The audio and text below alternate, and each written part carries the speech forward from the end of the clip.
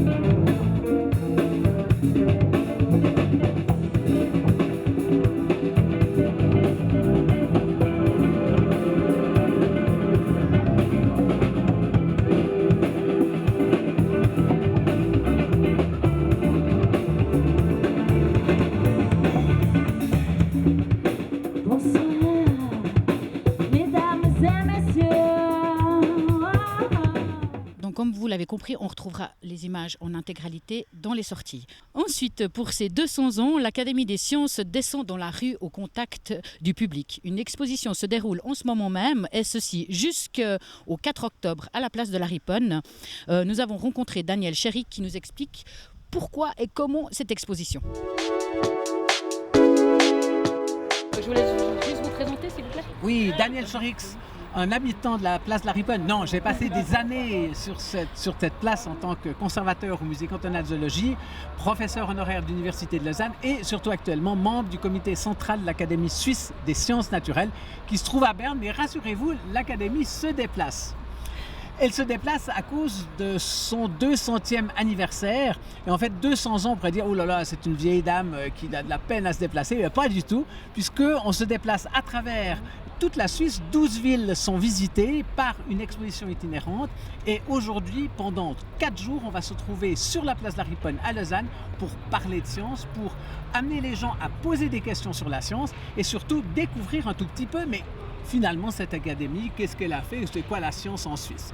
Alors, les sciences naturelles en Suisse, c'est quelque chose de hyper large. Les sciences naturelles, ça va des mathématiques jusqu'au climat, jusqu'aux petites bêtes, jusqu'aux petites fleurs.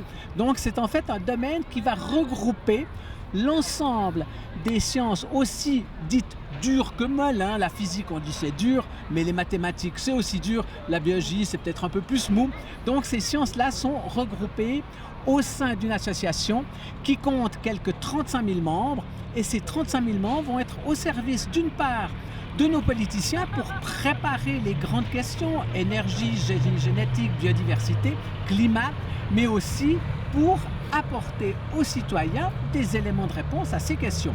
Alors, qu'est-ce qu'on découvre sur la place de la Riponne? Eh bien, vous le voyez derrière moi, en fait, on a 3 objets qu'on va appeler polyèdres, donc plusieurs surfaces, enfin, on va pas les définir, on va pas compter, parce que ça a certainement un nom. Les mathématiciens ont donné un nom, nous on appelle ça polyèdre. 3 polyèdres qui vous permettent, dans le numéro 1, d'aborder le passé. Ce qu'il faut savoir, c'est qu'en Suisse, les scientifiques suisses ont vraiment apporté depuis 1815, même avant, mais 1815, c'est la fondation de cette académie à Genève. Ils vont apporter une connaissance de notre environnement qui va déboucher notamment sur la création du service géologique fédéral, du service topographique fédéral, du service météo suisse. Donc tout ceci a été à la base de ce qui fait aujourd'hui la connaissance de notre environnement. Et puis, donc, on va découvrir ce passé avec évidemment les grands noms. Et ce qu'il faut savoir, c'est qu'en Suisse, probablement à cause du chocolat, eh bien, il y a beaucoup de prix Nobel. Alors, peut-être une corrélation pas tout à fait exacte, mais enfin, c'est ce qu'on dit dans certains articles. Donc, c'est découvrir ce qui s'est passé de 1815 à 2014. Dans le deuxième, on va être sur le présent. Qu'est-ce qu'on étudie au présent? Qu'est-ce qu'on étudie aujourd'hui? On va étudier évidemment le climat, le changement climatique. Je rappelle la conférence de Paris d'ici quelques semaines. On étudie la biodiversité, on étudie le génie génétique, mais on étudie d'autres choses tout à fait intéressantes. Lorsque vous mettez du gel, lorsque vous utilisez un spray, les nanotechnologies. Donc on a découvert maintenant qu'on arrivait à faire des choses incroyables, ne serait-ce que des progrès pour déplacer des substances à travers votre corps grâce aux nanotechnologies. Alors, en quoi ça consiste? Il faut rentrer dans le cube, puis ces cubes sont un peu mystérieux, donc il faut se baisser un tout petit peu. On rentre dedans et puis là, on a réponse. Mais on a une réponse, souvent, on n'aura pas le temps de tout vous expliquer. Et pour vous expliquer ça, vous aurez à côté de ces cubes des étudiants que vous reconnaîtrez, des étudiants qui viennent d'horizons très variés, de la géologie à la géographie, en passant par les sciences comme la génétique. Et ces étudiants-là sont là pour discuter avec vous, répondre à vos questions et aussi vous dire voilà ce que je fais moi en tant que scientifique, voilà comment je vois la science. Évidemment, on n'a pas parlé du dernier cube qui est un petit peu plus élevé. Celui-ci, il va vous poser ou vous montrer quelles sont les grandes questions du futur. Les grandes questions du futur, elles touchent essentiellement l'homme. L'arrivée de nouvelles maladies, vous savez que les modifications du climat pourraient faire, par exemple, revenir la malaria. Est-ce qu'on est prêt, nous, aujourd'hui, à avoir de nouveau la malaria en Suisse? Les problèmes de notre cerveau. Vous savez que notre cerveau, on essaye d'en utiliser une petite partie. On se rend compte que probablement on n'utilise pas tout. Ces grands projets comme le Brain Project, menés notamment par l'École polytechnique fédérale, en fait, vont apporter un certain nombre de réponses. Mais ces réponses, elles sont peut-être arrivées d'ici 10 ans, d'ici 15 ans. Donc, le futur, il est là. Mais ici, vous aurez aussi l'occasion de poser vos questions. Pour vous, c'est quoi les questions que vous vous posez? Qu'est-ce que vous allez demander aux scientifiques demain? Donc, il y a une boîte dans laquelle vous pouvez mettre vos questions et on va à la fin de cette tournée qui va se terminer à la fin de l'année au Tessin, on aura une idée, on va le publier, une idée de ce à quoi pense le public aujourd'hui vis-à-vis de la science. Qu'est-ce qu'il se pose comme question? Qu'est-ce qu'il a envie d'avoir comme réponse? Parce qu'effectivement, si on sait que les chercheurs cherchent, ils cherchent parce qu'il y a de l'argent, et l'argent, il est fourni par vous, par nous, par le public. C'est le Fonds national suisse de la recherche scientifique qui a été créé, lui, par l'Académie dans les années 50, qui permet de faire des avancées, qui permet de faire de la recherche. Alors, on découvre la science, on profite des gens qui sont là pour vous pendant 4 jours. Vous avez le droit de les taquiner, de les embêter. Ils sont là aussi, ils connaissent bien leur métier et ils sont là pour répondre à vos questions. Pourquoi avoir décidé d'amener la science dans la rue? Alors, pourquoi? Parce qu'aujourd'hui, on se rend compte qu'il ne suffit pas d'être dans un bureau et faire de la recherche, il faut aussi communiquer ce que l'on fait, expliquer aux gens pourquoi est-ce que l'on fait de la recherche. Donc c'est ce dialogue entre, on va dire, science et société qui est un dialogue très important, puisque les gens doivent pouvoir se faire une idée avant de faire des choix. Les énergies, aujourd'hui on parle d'énergie, mais c'est quoi les énergies? Qu'est-ce qu'on a comme potentiel? Qu'est-ce qu'on peut faire? Est-ce que là, l'Académie peut apporter des réponses? Et effectivement, c'est l'un de ses rôles. Mais après, il faut le communiquer. Alors, il ne faut pas le communiquer dans les bureaux, il faut le communiquer sur le terrain. Ici, on est sur la place du marché, donc c'est quelque chose qui est bien vivant. Vous avez qu'à me dire le mercredi ou le samedi, c'est plein de monde. Donc, c'est là où il faut être pour communiquer avec les gens. Donc on a parlé de passé, de présent, de futur. Vous nous dites que là, sur le présent, vous êtes là pendant quelques jours. Dans le futur, comment est-ce qu'on pourrait encore avoir une vision justement sur ce qui s'est passé ou ce qui va se passer avec la science et avec cette expo? Alors, 2 choses. D'une part, il y a une application qui a été créée. Il y a une app qui s'appelle Science Guide que vous pouvez télécharger, qui vous renseigne sur tout ce qui se passe au niveau scientifique, dans les sociétés scientifiques, au niveau local, au niveau régional, au niveau cantonal. Donc là, vous pouvez le suivre, on va dire, on stage, donc chaque jour, si quelque chose de nouveau, vous allez le découvrir. Il y a un nouveau portail web qui a été mis en place par l'Académie suisse des sciences naturelles qui s'appelle sciencesnaturelles.ch qui vous permet d'avoir accès à des dossiers plus thématiques, que ça soit sur des questions de génie génétique, sur des questions de biodiversité, sur ces questions que nous nous posons aujourd'hui. Donc, il y a des éléments qui vont demeurer. Il faut juste savoir qu'ils existent. Et en fait, aujourd'hui, en étant parmi la population lausannoise, c'est justement leur but de leur dire « Ah, attention, ici, ce n'est que pour 4 jours, mais vous avez la possibilité de poursuivre et de savoir ce qui va se passer. » Quelle est la chose indispensable qu'on pourrait dire pour que les gens aient envie de venir pendant ces 4 jours? Alors, ce qui est le plus sympa, c'est de venir, de voir un scientifique de tout près. C'est vrai qu'on n'a pas toujours l'occasion de voir. C'est des gens tout à fait normaux. Hein, ils ressemblent aux autres. Là, ils seront faciles parce qu'ils ont un petit costume, donc on les reconnaît. Et puis, ils vous donneront, d'une part, un programme sur toutes les activités qui se déroulent à partir de mercredi. Donc, des activités mises sur pied par l'université, l'école polytechnique, mises sur pied par les musées. Ces activités sont souvent faites pour les familles. Et la majorité de ces activités sont gratuites, si je ne me trompe pas, même toutes doivent être gratuites. Donc c'est une occasion de faire quelque chose, de voir de plus près certains domaines qui vous intéressent.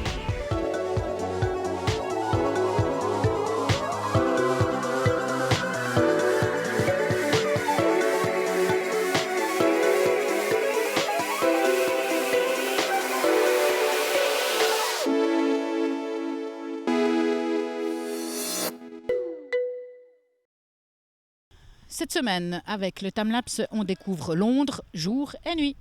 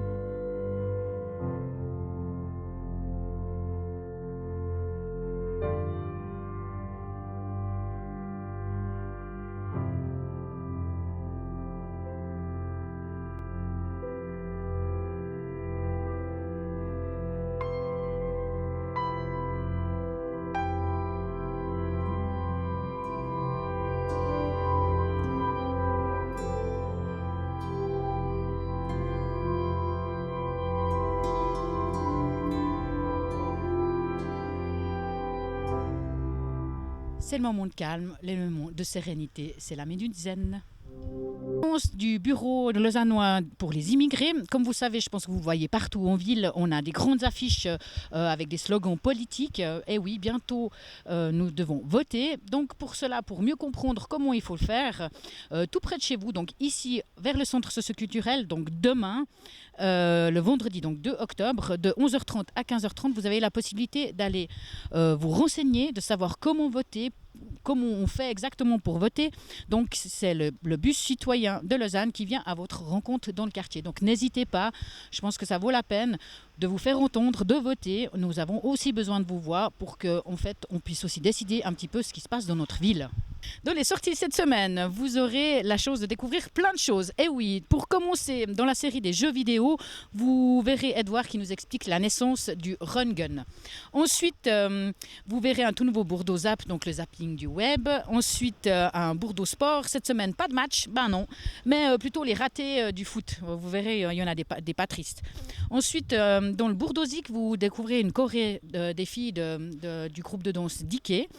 Et puis comme je vous l'avais annoncé dans le TJ, vous verrez l'intégralité des images de la fête du quartier, donc un reportage sur cette journée en entier. Ensuite, vous aurez la chance de découvrir et de visiter New York. Et oui, une fois avec un autre regard, avec un jeune homme qui fait du rider en BMX. Et dans notre belle nature, cette semaine, vous verrez comment poussent les champignons. Et en extra, mais oui, en extra, on a des extras dans TVB. Vous allez voir et découvrir la toute première partie de Human. C'est un récit et des images de notre monde pour créer une immersion au plus profond de l'être humain. C'est ainsi que s'achève notre Bourdeau News cette semaine. On se retrouve la semaine prochaine. Allez, ciao!